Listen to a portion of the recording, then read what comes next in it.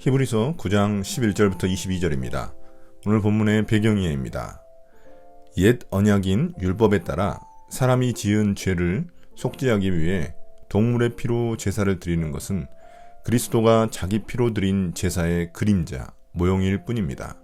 그럼에도 불구하고 옛 언약의 제사가 의미 있는 이유는 그것을 통해 백성들은 죄의 심각성을 깨닫고 사람의 죄는 피의 대가를 치러야 한다는 것을 알게 되며 죄에 대한 하나님의 용서도 경험할 수 있기 때문입니다. 피는 생명을 상징하여 깨끗게 하고 속죄하는 기능을 가지고 있습니다. 11절부터 14절입니다. 그리스도의 하늘제사. 그러나 그리스도께서는 이미 일어난 좋은 일을 주관하시는 대제사장으로 오셔서 손으로 만들지 않은 장막, 다시 말하면 이 피조물에 속하지 않는 더 크고 더 완전한 장막을 통과하여 단 한 번의 지성소에 들어가셨습니다. 그는 염소나 송아지의 피로서가 아니라 자기의 피로서 우리에게 영원한 구원을 이루셨습니다. 염소나 황소의 피와 암송아지의 죄를 더러워진 사람들에게 뿌려도 그 육체가 깨끗하여져서 그들이 거룩하게 되거든 하물며 영원한 성령을 힘입어 자기 몸을 흠없는 제물로 삼아 하나님께 바치신 그리스도의 피야말로 더욱더 우리들의 양심을 깨끗하게 해서 우리로 하여금 죽은 행실에서 떠나서 살아계신 하나님을 섬기게 하지 않겠습니까? 이제 그리스도의 제사에 대한 자세한 설명입니다. 그리스도는 예수님의 대제사장 사역을 강조하기 위해 사용된 것입니다. 옆 도표는 옛 언약과 새 언약의 차이를 알려줍니다. 11절, 12절은 둘의 차이를 장소와 제물에 초점을 맞춰 대조하고 있습니다. 예수님은 대제사장으로 이 땅이 아닌 하늘에 있는 더 크고 더 완전한 장막, 즉 성소를 통과하시고 여러 번이 아닌 단번에 지성소에 들어가셨습니다. 예수님이 옛 언약의 목표를 온전히 성취하셨다는 의미입니다. 또한 염소나 소의 피가 아닌 자신의 피로서 영원한 구원을 이루셨습니다. 제사에는 반드시 피가 필요한데 완전한 대제사장 자신의 피보다 더 완벽한 피는 없기 때문입니다. 13절부터 14절은 그리스도의 피의 효력에 대한 설명입니다. 땅의 제사에서는 대속죄일의 염소나 황소의 피, 암송아지의 제가 사용됩니다. 여기서 암송아지의 제는 민수기 19장에 따라 부정해진 사람을 정결하게 만들기 위해 물에 타는 제를 의미합니다. 이러한 짐승 피의 제사는 단지 육체만 깨끗하게 하는 효력이 있을 뿐입니다.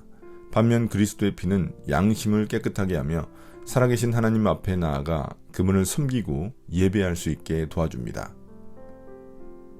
15절부터 22절입니다. 옛 언약에서 피의 효력. 그러므로 그리스도는 새 언약의 중재자이십니다. 그는 첫 번째 언약 아래에서 저지른 범죄에서 사람들을 구속하시기 위하여 죽으심으로써 부르심을 받은 사람들로 하여금 약속된 영원한 유업을 차지하게 하셨습니다. 유언의 효력을 논의하는 경우에는 유언한 사람이 죽었다는 확인이 꼭 필요합니다. 유언이라는 것은 유언한 사람이 죽어야만 효력을 냅니다. 유언한 사람이 살아있는 동안에는 유언은 아무런 효력이 없기 때문입니다. 이러므로 첫 번째 언약도 피 없이 세운 것은 아닙니다. 모세가 율법을 따라 모든 계명을 백성에게 말한 뒤에 물과 붉은 양털과 우슬초와 함께 송아지 피와 염소 피를 취하여 언약책과 온 백성에게 뿌리고서 이것은 하나님께서 여러분에게 명하신 언약의 피입니다 하고 말하였습니다. 또 같은 방식으로 그는 장막과 제사의식에 쓰이는 모든 기구에도 피를 뿌렸습니다. 율법에 따르면 거의 모든 것이 피로 깨끗해집니다. 그리고 피를 흘림이 없이는 죄를 사함이 이루어지지 않습니다. 이제 히브리서는 그리스도의 피의 중요성과 그 효력을 논증하기 위해 유언이라는 제도를 근거로 둡니다. 유언의 속성이 제사와 비슷하기 때문입니다.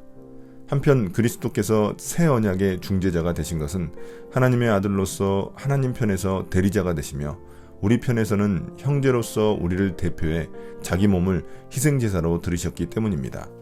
이로 인해 첫 번째 언약 아래서는 온전히 해결하지 못한 죄의 문제를 해결하여 하나님이 우리에게 약속하신 영원한 유업, 즉 영원한 구원을 받게 하셨습니다. 이제 새 언약의 피가 필요한 이유를 유언을 가지고 설명합니다. 언약이라는 의미의 헬라어 디아떼게가 유언이라는 의미도 가지고 있기 때문에 그 당시 언어적 기교를 활용한 것입니다. 또한 앞서 영원한 유업 이야기를 했기 때문에 유언을 예로 든 것입니다. 한편 유언은 반드시 당사자가 죽어야만 법적 효력을 발휘합니다. 이처럼 첫 번째 언약도 효력을 발휘하기 위해 죽음, 즉 피가 필요하다는 것입니다. 그래서 19절부터 21절에서 모세가 시내산에서 하나님께 첫 언약을 받아 백성들과 피로 첫 언약을 맺는 장면을 인용한 것입니다.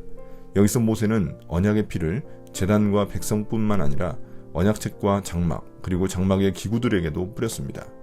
율법에 따르면 하나님께 바쳐지는 것들은 대부분 피로 깨끗해지기 때문입니다.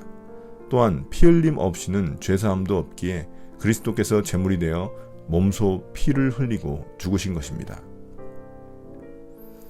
오늘의 묵상 포인트입니다. 첫 번째, 예수님은 누구신가? 예수님은 하늘 성소의 휘장을 통과하셔서 하늘 지성소로 들어가셨습니다. 이로써 모든 사람이 하늘 성소로 나아갈 길을 열어주셨습니다. 땅의 장막에서 1년에 한 번 대제사장 한 사람만 하나님을 만나던 옛 시대가 지나갔습니다. 언제든 어디서든 하늘 아버지께 나아갈 길이 있으니 장소도 시간도 환경도 핑계 삼지 말고 날마다 하나님을 만나는 은총을 누립시다. 두 번째, 우리에게 주시는 교훈은 무엇인가? 희생 없는 용서는 없습니다. 그리스도의 피는 그리스도의 희생과 사랑을 보여줍니다. 그 사랑 때문에 우리가 죽은 행실을 버리고 깨끗한 양심으로 하나님을 섬길 수 있습니다. 이처럼 남을 위해 희생하고 사랑하며 사람을 변화시키는 그리스도의 일꾼으로 살아갑시다. 오늘의 기도입니다. 주님, 그리스도의 희생과 사랑을 기억하며 양심을 죽이는 더러운 행실을 다시 행하지 않게 해주십시오. 예수님 이름으로 기도드립니다. 아멘.